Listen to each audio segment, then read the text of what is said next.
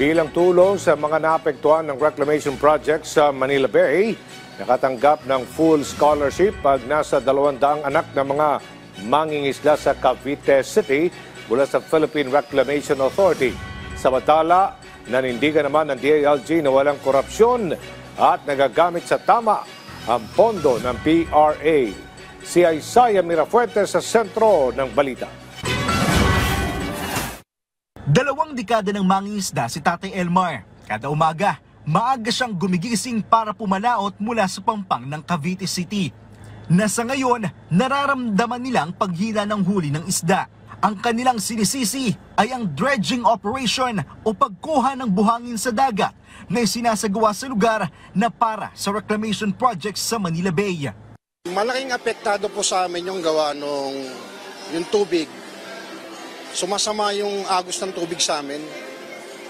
Yung putik na nahahalukay sa amin naglalagay sa Cavite City. Itong barkong nasa likuran ko ngayon, dyan isinasagawa ang dredging operation na para sa Manila Bay Reclamation Project. Mula sa ilalim ng dagat, kumukuha sila ng buhangin at ito yung tinatambak nila sa Manila Bay. Mula dito sa pampang ng Rosario, Cavite, 8 kilometers ang layo ng dredging operation. Pero ayon sa PRA, kanilang sinisiguro na walang yamang dagat ang maapektuhan para sa kanilang proyekto.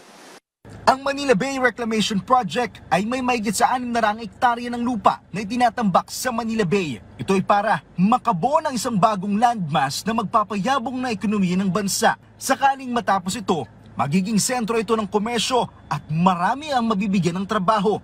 Para sa Philippine Reclamation Authority, dapat ipagpatuloy ang proyekto at tumatayo sila sa isang misyon na walang taong may iwan. Isang misyon na magbibigay ng tunay na bagong buhay para sa mamamayan, para sa fisherman, para sa mga kabataan. Bilang tugon, 200 anak ng mga mangingisda ang binigyan nila ng full scholarship na malaking tulong sa pag-abot ng mga estudyante ng kanilang pangarap. Nasa 100 bangkari ang inaasang ibibigay nila sa mga mangingisda at 10 dito ay na-turnover na ngayong araw. Sa kabila ng mga isyu kaugnay sa korupsyon sa pamahalaan, nanindigan si DILG Secretary Junvic Remulla na walang korupsyon sa PRA. Ito ay kahit pa bilyon ang pondong hawak nila. Baliwala ang pera ng PRA kung nasa bangko lamang. Baliwala ang pera ng PRA kung iniimpok lamang. Ibalik natin sa tao. Ibalik natin sa tao sa tamang paraan. Lahat ng gamit ibinili ay nasa tamang halaga. Wala pong korupsyon na nakakabit sa programa ng PRA at dapat pasalamatan natin at purihin natin si Chairman Lopez.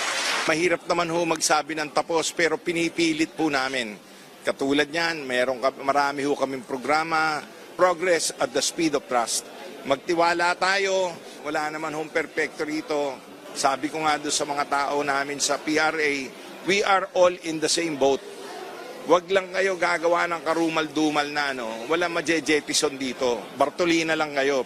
Inaasahang matatapos ang pagtatambak ng lupa sa reclamation project sa taong 2027. Sinisiguro naman ng PRA na matibay ang pagkakagawa sa reclamation at 90% ang compaction nito para masigurong hindi guguho.